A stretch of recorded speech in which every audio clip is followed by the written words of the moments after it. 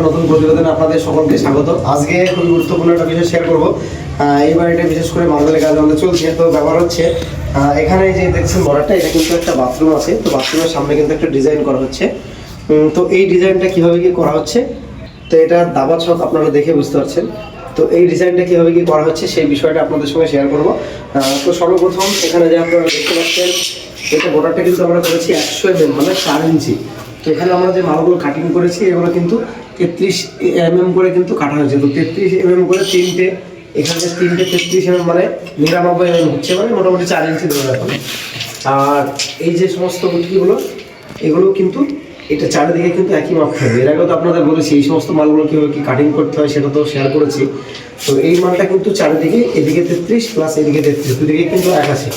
তো এই যে ডিজাইনটা দেখছেন, এটা যে সাজানো আছে, এটা সর্বফার্স্ট কিন্তু এইভাবে একটা ব্ল্যাক, তারপরে কিন্তু একটা সাদা, তো তারপরে কিন্তু আবারও ব্ল্যাক। তো এইভাবে কিন্তু এটা হলো। তো তারপরে এই যে শখটা করতে হবে সেটা হচ্ছে, যেখানে ব্ল্যাক থাকবে তার মাথায় যাবে হোয়াইট, সাদা, আর হোয়াইটের জায়গায় যাবে ব্ল্যাক।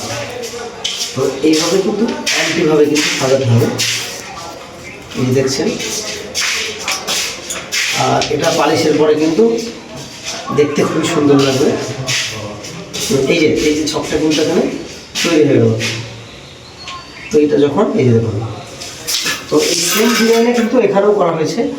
আর এই টাইলসটা যখন ফিটিং করা হবে তখন এরকম একটা সুন্দর দেখে একটা টাইলস বা মার্বেলের কুচি দিয়ে কিন্তু এইভাবে কিন্তু ওয়ালটাকে আমরা যেভাবে বসাবো এইভাবে কিন্তু সমান করে নিতে হবে।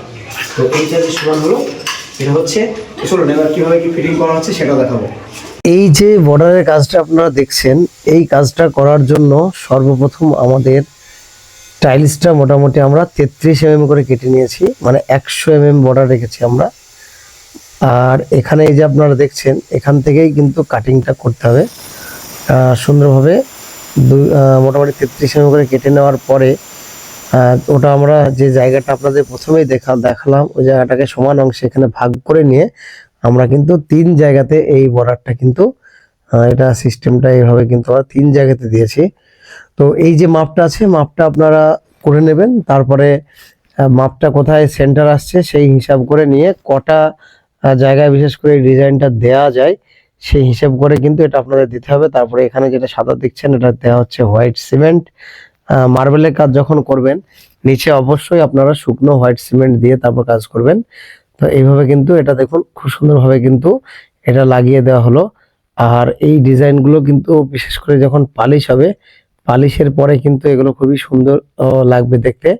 আর এই যখনই আপনি এভাবে লাগানোর পরে যখন হাতুড়ি দিয়ে ঠুকবেন, তখন হাতুড়ি দিয়ে হালকা পরিমাণে এটাকে ঠোকার পরেই কিন্তু একটা মার্বেলের বা টাইলসের একটা একটা চিপ নেবেন বা টাইলসের টুকরো যাই বলুন না কেন, তারপরে সমানভাবে কিন্তু এটা ঠুকবেন।